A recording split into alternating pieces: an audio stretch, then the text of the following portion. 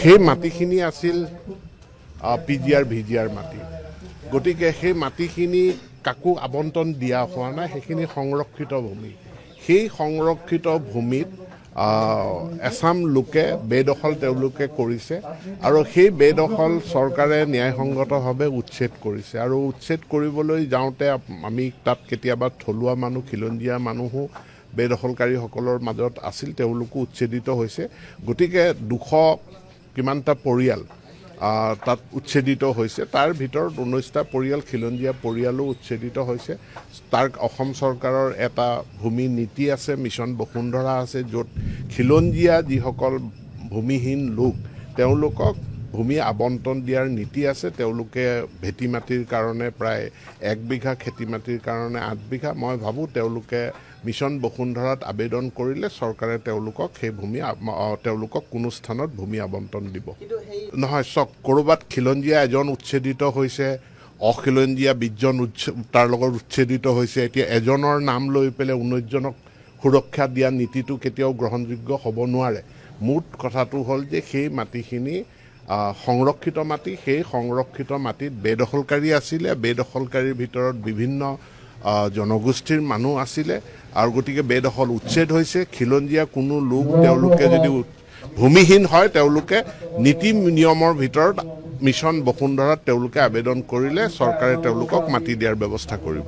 চক সেই মাটিখিনি আছিল পিজিআৰ ভিজিআৰ মাটি। গতিকে সেই মাটিখিনি কাকো আবণ্টন দিয়া হোৱা নাই, সেইখিনি সংৰক্ষিত ভূমি। সেই সংৰক্ষিত ভূমিত এছাম লোকে বেদখল তেওঁলোকে কৰিছে আৰু সেই বেদখল চৰকাৰে ন্যায়সংগতভাৱে উচ্ছেদ কৰিছে। আৰু উচ্ছেদ কৰিবলৈ যাওঁতে আমি তাত কেতিয়াবা থলুৱা মানুহ, খিলঞ্জীয়া মানুহো বেদখলকাৰীসকলৰ মাজত আছিল, তেওঁলোকো উচ্ছেদিত হৈছে। গতিকে 200 কিমানটা পৰিয়াল তাত উচ্ছেদিত হৈছে। তাৰ ভিতৰত 19টা পৰিয়াল খিলঞ্জীয়া পৰিয়ালো উচ্ছেদিত হৈছে।